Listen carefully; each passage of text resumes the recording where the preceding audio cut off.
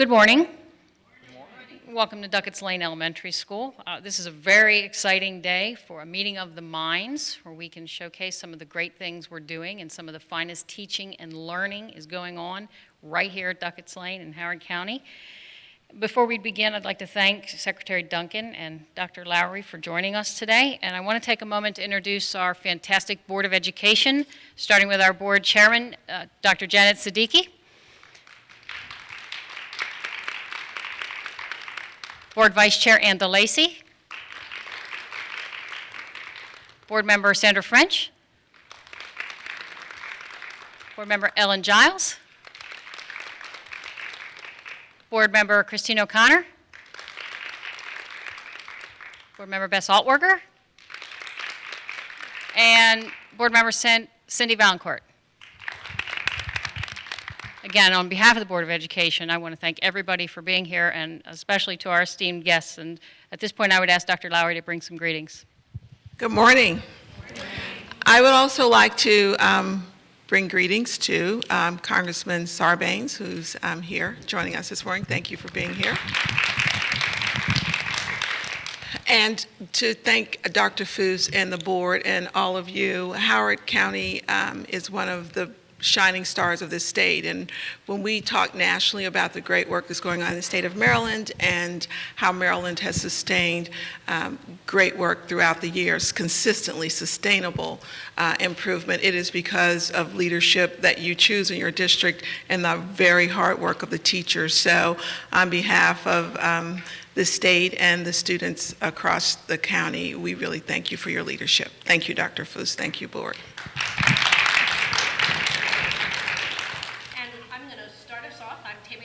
A Teaching Ambassador Fellow at the U.S. Department of Education. And I absolutely understand why they picked your schools to be here for our conversation today. Today we're going to do a listening and learning and sharing session to really talk about the innovative and fabulous things you guys are doing to bring students to the new standards and to a higher level of accomplishment. Today we have Secretary Duncan, and I get to do the introduction. And I've gotten to work with the Secretary over the last year and a half. And my comments from a personal standpoint would be to tell you that Secretary Duncan truly appreciates the work that we do.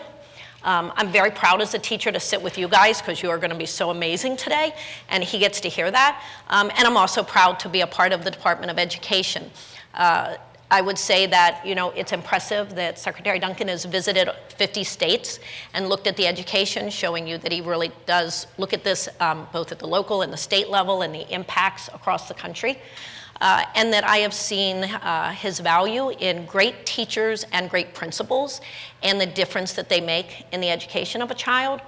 And with that, the biggest passion, I think, Secretary, I've seen in your comments and the work that is done is the idea of equity and access for education for every child. And that for us to do good jobs in pockets is not enough, that we have to do a good job everywhere. And so this sharing and learning session allows other people to hear what wonderful things are being done and can be done and can make a difference. So with that, Secretary, I'll turn that over to you to make some introduction comments. I'll be very quick. I want to come here to listen and learn. I don't learn by sitting at my desk in Washington. You got to get out and hear from real people. So I just ask the more honest you can be, the more candid, what's working, what's not. As you guys know, there's so much this school and this county and this state can be proud of. Rising graduation rates, dropout rates down. I think you've led the nation for almost a decade in AP pass rates, which is fantastic. But you're also not resting on your laurels. You're trying to get better every single day, and raising standards is not easy. Moving from lesser lecturing to more facilitation of learning is not easy, and there are bumps along the road. And so I just love to have a real candid conversation, what's working, what's not, how can we be helpful. And the big thing I'm always trying to do is scale what's working. So can Maryland and this county and this school continue to be a national leader? Can you help to drive the nation where we need to go? And as Tammy said, while there are amazing pockets of excellence, we know there's still far too many places where kids aren't getting the education they need and deserve. And in today's global economy, that doesn't happen. The consequences for them and their families forever are pretty severe. So how do we scale excellence? How do we make sure that every single child, regardless of background or zip code, has a chance to be successful? A school like this, where kids are bilingual, some are going to be trilingual, opens up an amazing world of opportunity, where it's core academics, yes, but languages and the arts. and how do we make that the norm rather than the exception? So a lot to learn, and again, just really appreciate you taking the time, and look forward to taking some stuff back home to work on. Thank you. All right, so as we start our conversation today, there are just so many amazing things to share, and I'd really like for you to start with, the majority of you have taught maybe 7 years or more, which means you've really gone from when we were under old sets of standards to where we've really pushed forth this push for career and college ready, and knowing that our students need to hit a higher level. So what I'd like for you to do is for a couple of you to share, if you had to think, let me look at my classroom then and look at my classroom now, what are the key differences? How has that classroom changed for students? And how do you perceive that change in making a difference? So who would like to start us off today? Thank you. I can begin. Am I on? Yes, and introduce yourself, please, each time you speak. My name's Colleen Golden, and I'm a 5th grade team leader here at Duckett's Lane. Something that I've noticed that has become more rigorous are the way we teach vocabulary. So this year in Howard County, we started a building vocabulary program, and it's grades 1 through 5, and it focuses on the language standard of using word parts to figure out unknown words. And so each week the students learn, it kind of has replaced our traditional spelling program, whereas in the past, kids would get 10 to 20 words a week, they learn to spell them, they really wouldn't learn the meanings of those words. It was just rote memorization, really. So now we have a program where each week they learned 5 to 8 new words that all focus around a particular Greek or Latin root. And the kids then apply those roots into words that they read in their texts. And in the beginning of the year, I was wondering how it was going to go. A few weeks ago, one of our words was, our base was said and cess, which means sit or settle. And I had a little girl, a below grade level student, who was reading Charlotte's Web, and she was all excited because she came across the word sedentary. That was not one of the words that we studied weeks previous. It was the base, and she ran up to me and she said, does this mean that Charlotte just sat around? And I was like, yes, that's exactly what it means. And then another student at one point was reading Diary of a Wimpy Kid, fine children's literature, and came across the word endodontist. And previously, we had learned dent and odont, meaning tooth or teeth. And he came up to me and he said, I don't know what this word means, but I know it has the base, and I know it has something to do with teeth. And sure enough, the character had to get a root canal. It was amazing, and that's, I think, really, I never saw that in the past. In the past, kids, one week, the word was supper and dinner, and the kids thought it was super and diner. Until the end of the week, they didn't even know the word because you didn't really focus on it in school. Whereas now, we focus on fewer words, but greater quality of instruction and more rigor. So that's something I've noticed. That's a great change. Hi, Wagner, and I'm a math instructional support teacher at Thomas Viaduct Middle School. I would say in the past, particularly for math maybe, that we used to follow the I do, we do, you do model, and we've really reversed that. So now we're giving students real-world problems that would engage them. We're giving them the think time to process that problem and to jot down whatever comes to mind, whether it's questions they have, whether it's what information they still need to figure out, and then also giving them the time to talk to their peers about it. And then the teacher comes in and is more of a facilitator instead of the lead person in the classroom, and we're letting students guide our instruction. We're making constant decisions to change how we're going to teach based upon what we're hearing from students, based upon items used for formative assessment, rather than waiting for that summative assessment at the end to think about the data that comes from that. So definitely more student-centered, more student talk versus the old teacher-centered and teacher talk. And Melanie, did you have some to share as well? Yes, my name is Melanie Pokness. I'm 7th grade science at Thomas Viaduct.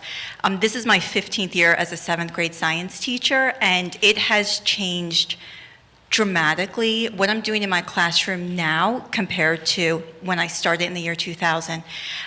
My classroom now is based on inquiry investigations, where my students are constantly researching either a scientific problem that can be solved through scientific investigations and research, or through an engineering design process to come up with some sort of product, hopefully using technology, to solve the problem. So now, as Melissa was saying, my classroom is much different, where I'm not the center. My students are set up in groups, so just about every single day. They're in groups where I am walking around the classroom, touching base with each group as they work at their own pace, in their own way, to either do their research or to design a solution to a problem. So what's happening is, in science, the content is being achieved through the process of doing the work of real scientists. And I just find that these students are understanding at a deeper level, like really understanding what's going on and really doing the work of scientists. We gather a lot of data in class, and the students have learned the importance of looking at large groups of data in science versus just individual and maybe a partner's data. They're learning how to use technology to put all their data in Excel spreadsheets versus, traditional punching numbers into a calculator. And then they're going above and beyond. They said, well, if this is the class average for this class, can we see your period 1, 2, and 5 to see where their averages were compared to our averages? So they're really taking it beyond where my students have taken it in the past. For you as a teacher, what's the hardest part of that transition for you? Well, you have to be willing to take a risk. I mean, it's different. When I moved into Thomas Viaduct this year, the binders of all my stuff that I've had, they're still in the same cabinet where I put them in August. And everything that I'm doing in my classroom is new. So it's a little bit scary, to take a risk. It's a little bit to turn it over really to the students, to let them lead and to just facilitate their learning without being in front of the classroom. There are a lot of teachers who would say, when they get to the problem solving you're looking at in math, or taking a new approach to vocabulary, or doing the problem-based inquiry in science, might not get that content that I have to get to the kids before that test, right? That test, that we all have. How would you respond to that, just from those of you, before we move to the next topic here? Do you feel like your students are getting the content piece? We departmentalize at Duckett's Lane, and I feel like my kids are getting more content as a result, because now we don't teach social studies in isolation and English language arts in isolation. We teach them together. So the county has provided us with a ton of resources in order to make that possible. So whenever we're reading social studies-based text. Their writing is social studies-based, their opinion writing, their narrative writing, their informational writing. And also in science has also taken on informational writing. So now students are getting the content there as well. So I actually feel like we're covering more content than we were covering. Sure. So departmentalization, I teach English language arts and social studies. So 1 through 5, there's a teacher who teaches English language arts, social studies, which includes writing, and then there's another teacher that teaches math and science. So for the 5th grade team, we have 4 teachers, 2 teach math and science, and that's more integrated, whereas they teach a block of math and a block of science, but in science, they are doing the informational writing, so they're still reading about science. And then in English language arts and social studies, it's completely integrated. And when you look at that, the departmentalization, as well as the other things you're doing, I would think that the collaboration has to be a huge aspect of what you're doing. Would you like to talk about, Courtney, would you like to talk about the collaboration aspect? And as y'all talk about collaboration, blend the PD piece in it with that as well. Hi, I'm Courtney Madden. I teach 4th grade at Duckett's Lane. I teach math, science, and health. Collaboration, especially at Duckett's Lane, is something that I'm very proud of. Every week we meet with our MST and RST, which is reading support teacher and math support teacher. These teachers help the teachers learn new resources and give us techniques in our classroom and help us guide our instruction based on the standards that we have. So now we're thinking of our classes, like I think of the math team as all of our kids together. So in these meetings, we talk about our data. How can we guide these instructional groups based on how these kids are performing on their daily assessments, their exit tickets? So we're now thinking of the students as all of our students, not just in my classroom and in your classroom. So we're taking a much global view. Yes, go ahead. Thank you so much, Courtney. I'm Katie Erickson. I'm a Spanish teacher here at Duckett's Lane Elementary, and like Courtney said, I couldn't be more proud of the collaboration that goes on here at this school. Being a world language instructor within the departmentalized model, we get to see every child pre-K through 5 and offer them world language instruction on a daily basis, and we take an immersion approach to give them a further understanding in how to communicate in other cultures, in making connections and comparisons, and forming communities. And through one of our standards, we focus on aligning our standards with other departments and other content areas, so really focusing on cross-curricular pedagogical alignments in order to meet the needs of every student, in order to provide them with the rigor that they need to be a global citizen. Several stories have included one this year in which the art department and world language collaborated along with English language arts to do projects. So the students actually were asked to write a research essay, small essay because we're still learning.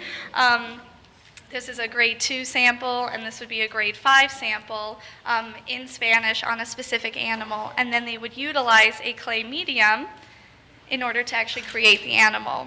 Last year, we collaborated with the music department to put on a bilingual concert. And so I was actually teaching echoing and rounds in my Spanish class while the music instructors were teaching songs in Spanish. And another highlight of collaboration I feel that's very strong is what we're trying to do in the Spanish classroom with the English language arts departments and math and science. We've taken on the English language arts idea of a daily 5 and have transferred that into Spanish. So we've been incorporating technology. Students are now reading text in Spanish and making real-world connections, utilizing Nooks and Macs in order to be able to enhance their literacy skills. So really focusing on that, I feel, is providing students with this global preparedness and multiculturalism. Okay, I was just going to say, I think that it just stands out so much that you integrate so many things together, and that collaboration and working together, which is one of the things that helps us to cover more, right, and yet get all of our content in. And if you look at technology over the years, technology has always been this elective or thing on the side piece. And so I'd like you to talk a little bit about, and we can come back also to the art, but to talk a little bit about the integration of technology as an embedded piece of the school culture. Absolutely. My name is Joshua Chang. I'm a technology teacher here at Duckett's Lane. One of the things I'm very proud of, and one of the things that I think is fantastic about this school, is I get to teach with every single teacher in this building. I co-teach K to 5, and so sometimes it's a little bit of a rush running around the building, but it's something I enjoy a lot, seeing the younger students getting a chance to learn how to use the technology from a young age, and the older students using what they've learned from year over year to do research and additional projects. One area in particular, I really enjoy teaching the kindergarten students, and a lot of technology teachers in the say, what? Kindergarten? Because they think, oh, they're so bouncy, they can't handle it. But I found that because we co-teach here, Rachel is a fantastic kindergarten teacher here, and what we do oftentimes is we work together as a team to help the students learn the technology. So one of the things that, because we've had to move from place to place so often, is the kids have had to take their technology skills from about here to way up here, because they've had to learn how to access network folders, how to click and drag files from different locations, how to access websites. And so we were a little nervous at first about having to do this, if we were being perfectly honest, but I've been amazed at just how well the students have picked up logging in, using letter and number combinations. They have to know a unique username and password to log in before they can even get to an activity. And then they've been able to access these network drives from my folders to their folders and put them in these places week upon week to access these things. So it's really great. And even beyond that, we get to use these classroom teaching times as embedded professional development. So when I get to work with a classroom teacher on how to use a particular application, such as Pixie or even Google Docs, the teachers see it and they get to learn along with the students, and they get, by teaching themselves how to use these applications, they're learning and increasing their ability to use technology on their own. May I speak a little bit about kindergarten? I'm a kindergarten team leader here at Duckett's Lane, and if you talk about what are some changes to kindergarten, immense changes, obviously, what we've all been speaking about. But one thing I want everyone to know is that the students have really risen to the occasion and to those standards. And Josh, of course, as he mentioned before, we do co-teach together. And when we first said we have to take the network folder, we have to drag and click and all those things, I said, I don't know how this is going to turn out. But the students really get it. They've been working hard. We've done so much changes with our writing instruction, and the students really are stepping up. So I wanted just to talk a little bit about the collaborative piece. It is big, and the students really are making big gains from it. And at Thomas Viaduct, I think our technology continues there. Keith? Absolutely. Keith Janelli, I'm the instructional technology teacher at Thomas Viaduct. We spend a lot of time at Thomas Viaduct completing needs assessments with our teachers to make sure we know where they are with technology, avoiding assumptions, because it's almost sometimes easier with a class full of 11-year-olds to know where they've been, what they've learned.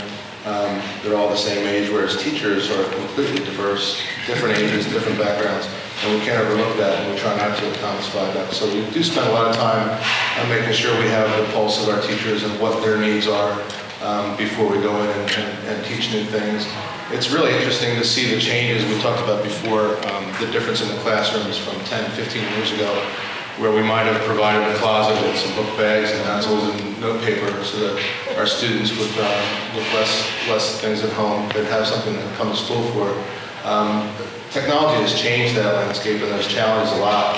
And so a lot of the things we try to do is also get the pulse of our families and see where they are if we're moving toward technology, teaching where we want to flip classrooms, where we want to offer the opportunity to collaborate asynchronously and synchronously in school and out of school and break down the school walls. It's imperative that we make sure that our families can rise to that challenge and that all students have access, and not just to internet access at home, but a working computer that can get the job done. So there's a couple of things that we think about. And also the students themselves. We typically like to term them as digital natives, and really we do a disservice if we don't realize that they might have faster thumbs than us, but they need that much more training on what it means to be a digital citizen. And so digital citizenship is something that we try to stress at all levels and all contexts to make sure that if you're going to embark on a certain lesson that uses the technology, you need to be aware of the digital citizenship topics that go along with that, whether it's digital literacy and knowing how to use a mouse and drag and drop, or whether it's knowing how to source information, make sure that you're following copyright plagiarism laws, and also being able to negotiate through that immense amount of information that's out there, where 10 years ago we were amazed that we could find that information.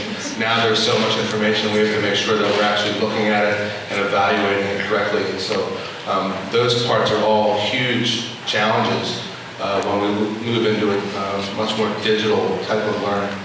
So how do you support those kids who don't have all the resources at home? Like I said, it's very different than giving them a notebook or a couple pencils or a pen or whatever. So obviously you have a huge amount of diversity here, which is amazing, but it also presents some real challenges. So how do you, in a thoughtful way, make sure you're not exacerbating the divide between the haves and the have-nots? Absolutely. So we try to be creative. We try to use partnerships that we make in the county for support. We try to use local foundations that can help us support specific families and get technology in their hands. Thomas Viaduct, we're trying to be innovative and talking about loaner programs. Anything that we can do, a student might need a laptop to take home for the night, can we get it to them? So trying to figure out ways, and a lot of it is reaching out and being a good partner to the community. So our Thomas Viaduct family, and our principal always addresses everyone as our Thomas Viaduct family, really rings true, and to understand the learner and their needs is a big part of, first of all, figuring out who needs what, and so we do a lot of work at that. Keith, would you give an example of a lesson that utilizes the co-teaching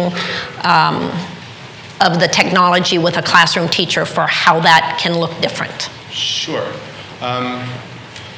In Howard County, we have a partnership where we purchased rights to Google Apps for Education. We call it GAFE for short. And the last two schools I've been in, we use the GAFE along with Edmodo, which is a learning management system. It's very useful and friendly for students.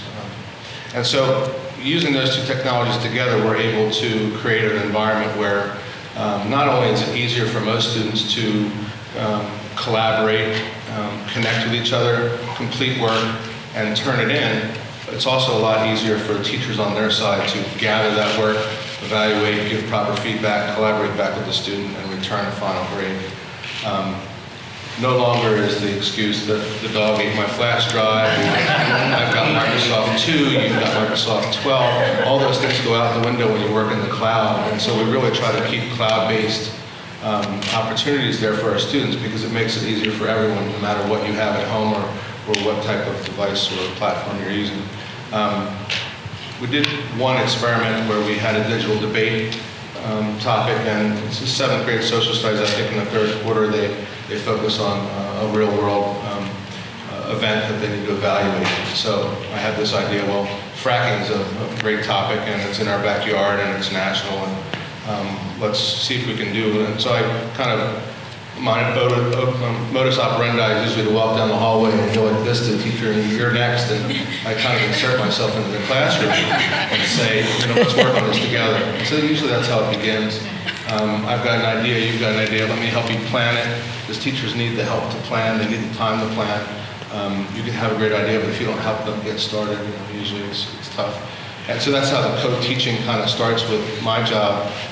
Usually, once it's done and we roll with it, in a 5-period day, I might work with the teacher for the first 2 or 3, and I'm kind of hoping they take over for 4 and 5. And so this particular debate we did virtually with another school because we had the opportunity with Google Apps for Education where any child or any teacher or faculty member can sign in from anywhere in the county. And so we tried to keep it very real, as a real debate time would work, and our students did all the research as if they were preparing for a live debate, had the rebuttals ready, had all the different artifacts that they needed, and then come time to start, they recorded themselves and videotaped their opening statements and mounted it on a website, and then the class in the other school, when they came to class, opened up the website and viewed their opening statement. And within one class period, they had to form their rebuttal, record it, and mount it to keep the timing right. And so it went back and forth for 3 or 4 days, and then the final exercise was for individual students to write their closing statement. So it was really effective. We'd like to take it to the next level and actually have it with maybe a different part of the country, maybe somewhere else that's doing some fracking. And those are the type of things that we hope these platforms allow us to do, to get students out of their seats, literally and figuratively, to different places so they can experience other people. So really great examples of real-world work, collaboration between teachers, taking technology and integrating it as opposed to having it as a separate. You guys really seem to work on the whole child a lot, and so a couple of you still wanted to talk. I'd like you to talk a little bit about that whole child aspect. Well, hi, my name is Lori Melendek, and I'm the art teacher at Duckett's Lane. Part of the joy that I have is I get to teach the entire school, and I get to see the entire student body and get a global perspective on what's going on. We talked earlier about how things have changed in education, and I've been teaching over a decade now. And one of the things that I've noticed at Duckett's Lane is from the minute our doors have opened at Duckett's Lane, the idea of being creative has been an underlying theme. And the idea of the creative process has been key to all of us this year, one of which was coming up with schedules and rotating schedules to accommodate our model. One would be the actual use of our building. Our building is beautiful. We have outdoor classrooms here, and teachers have had to relook at how to organize their units, how to deliver it to students, and using these different parts of our building. Also, the collaborative piece. Collaboration goes hand in hand with being creative. And it amazes me that the underlying theme as I walk through our building is creativity. Creativity no longer is in the art room, the music room, and the band. It now extends out, and I am thrilled because being a person who feels like creativity is a very important part of learning and creates rigor in your your units and the delivery of your lessons, it is thrilling to me. And then not to mention, but it does create a beautiful culture in your school. The idea of creativity, when the students see the teachers being especially creative and collaborating and doing these things together, it resonates in them, and they know the expectation is to think outside of the box, to come up with answers to open-ended questions, to think in different ways. And a lot of times, us teachers are walking through the process with the kid, and we're learning with them. We're engaged, doing the same things that they're doing, and coming up with these really unique solutions to problems. And that leads into Rachel. Would you like to share some of the work you do? Yeah, I'm Rachel Ludlow. I teach art at Thomas Viaduct Middle School, and we have a vision statement at our school that is awesome. Our vision statement is collaborate, connect, create. And I feel so valued as an arts educator in my building because I feel like I play a very key role in that. Not only in my own classroom, but inspiring other teachers in my building. And as we talked about how things have changed over the years, there used to be a product focus within art education. We were creating something pretty to hang on a wall, and we've really changed into much more focus on the process and thinking like an artist. And that creative process of brainstorming and experimenting and failing and learning from that and sharing your work, that's transferable to all other subjects in the building. The way that we assess, using formative assessment is something that ties into all other classes. And we're past that stage where a kid comes to class and says, I can't draw, and the class is of no use to them because we're going to draw the whole time. There's much more focus on the design process. For example, last semester I had students come up with innovative shoe designs. And the ultimate goal for my class is for them to create larger-than-life plaster sculptures of these shoes. But in that process, they're taking something that combines aesthetics and function, and it's very applicable to the real world and jobs that they're going to have. And so I take a group of kids, they're working collaboratively. They might be kids that said, I couldn't draw at the beginning of the semester, and they're inventing a shoe that heats and cools. And that's their hook, that might be what leads them into engineering careers, or it might take them in a design field. But I feel that it's very valued, not only in my school, but also in Howard County. We have amazing support for the arts. Our professional development is inspiring. We leave from professional development and we're full of ideas. And I just think art is a very integral part of a child's experience in school. You guys hit on it some. I'd just like to have you elaborate. So everyone's for creativity. No one says we need less creativity. Every parent wants more, schools want more. So what you said is a great idea, but how do you implement it? How do you execute against it? How do you know? So concretely, what are you guys doing to really foster creativity on a daily basis? And how do you know whether you're being effective in doing that? Well, I'm sorry. One of the projects that we recently did was an artist in residency here at Duckett's Lane. The artist in residency was a cross-curricular connection between science and art. And it ended up being a wonderful experience for the kids because through exploration, process, innovation, revision, where they're going back and looking at your works, and investigation, students begin to have a connection with their work and develop personal meaning. And the piece with rigor becomes relevant and part of the process when you're dealing with, all those components of developing a unit. and I don't know if you can turn around and look, but this is one of the pieces that we have at Duckett's Lane. If we ask ourselves why being collaborative, because collaboration lends itself to creativity. So we're driving that at Duckett's Lane. It supports the Common Core standards and other content areas. And many times the standards are overlapping, which is beautiful. Katie and I noticed that a lot of the language pieces and the art pieces are overlapping standards. And it, promotes, like again, I said, out of the box thinking. And I really think that if you look at the culture that they have, and I'm going to let Rachel and Colleen talk about it a little bit, that they really get to kids because also of just the culture they create and the way that they look at kids. Colleen, you want to tell, or Rachel, you want to tell Secretary about that? Hi, I'd like to talk with you about our strengths component. This year we worked with Gallup.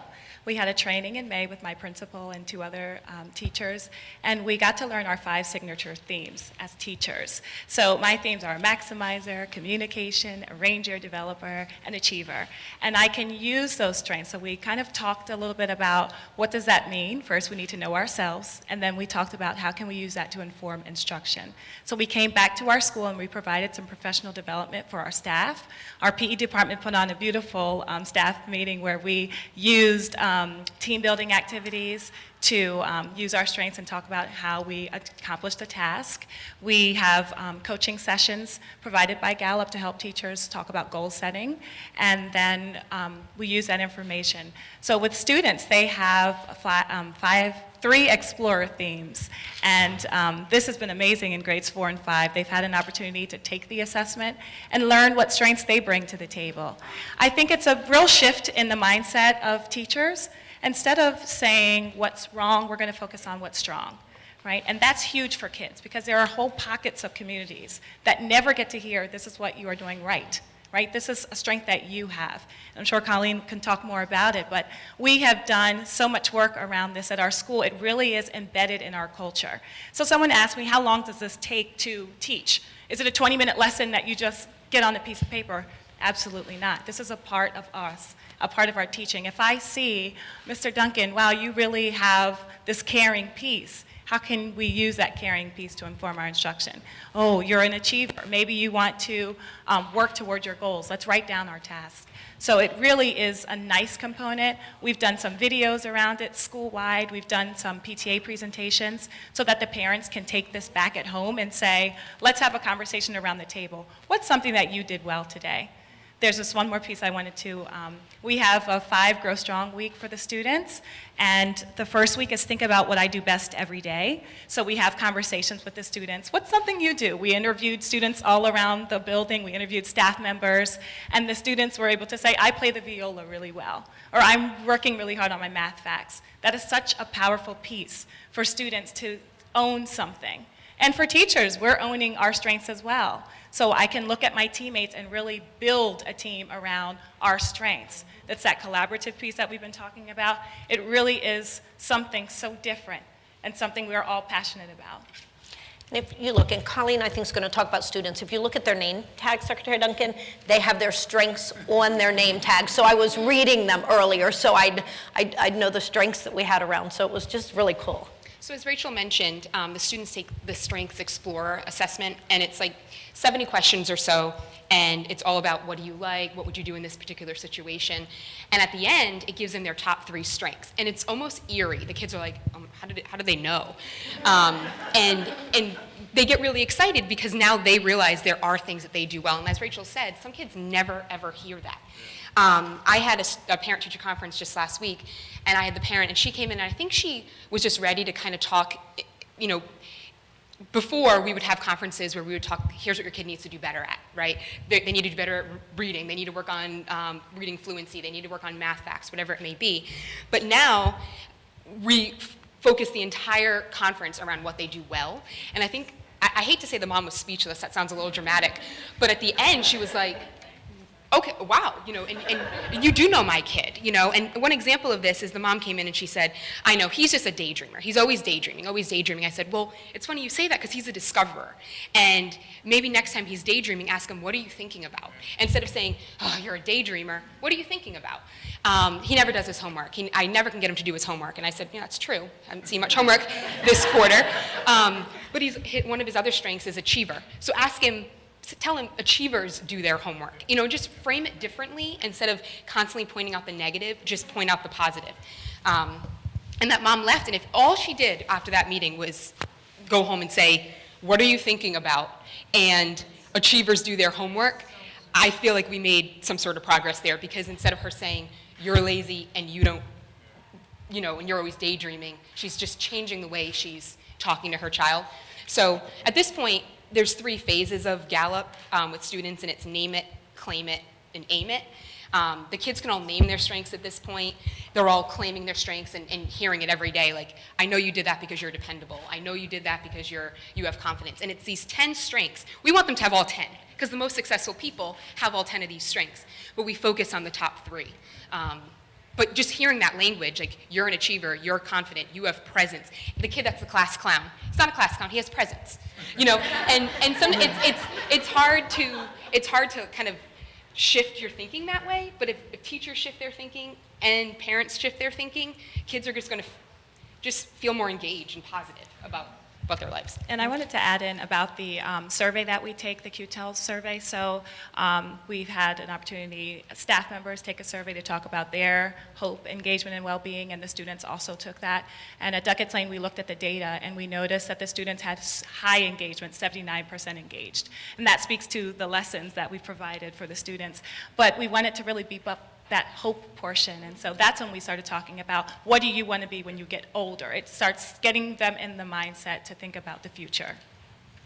And we've kind of about come to the end of our time here, so I will leave if you have any questions, comments that any of the 3 of you would like to make. I mean, obviously, we've just got an awesome school, fabulous programs, and I'm just so proud to be a teacher and to be one of you. Clearly, we have a lot going on here. You can see from the enthusiasm from Duckett's Lane and Thomas Viaduct that great things are happening for some of our most needy children, and this is a tremendous staff, and I'm just delighted that you were able to come out and see it today. And I would just like to thank the Secretary. This is the 2nd time this month that he has been in Maryland, that I'm going to always say the most positive things about Maryland, but I like that he wants to come and meet face-to-face with the people in the field who do the work every single day, to hear firsthand what's going well, what's not going well, and it informs his thinking and how we work together. So, Secretary, thank you for being here. Just quickly, just to say thank you. It's pretty extraordinary, and it's inspiring to hear. And my wife and I have 2 young kids, and my test is always would I send my own kids to a school. And if it's good enough for someone else's kids but not for your own, it's not really good enough. And I would love my kids to be in a school like this and have teachers like this. So thanks to hard work, change is hard. Teaching differently after 15 years is not an easy thing to do. And you guys, there are going to be bumps, there are going to be hurdles, there are going to be missteps, there are going to be mistakes. But I think you guys are going to an entirely different level. It's just interesting to hear the theme of the students are rising to the occasion. Students can do this. So my question is, historically, were we really challenging them enough or not? And that's sort of the hard question we have to ask ourselves. We can't redo the past, but going forward, we can do better. And just, I think there's such a base here of trust, of collaboration, that when you hit those bumps and hurdles, you won't throw up your hands, you won't walk away, you'll figure out how to get through it together. So thanks for the difference you're making for your kids, but thanks for the culture you're helping to create to keep you guys sustained in this really, really hard but important work. So thanks for the time, and thanks for the difference you're making in our kids' lives. And I'm just going to applaud all of you.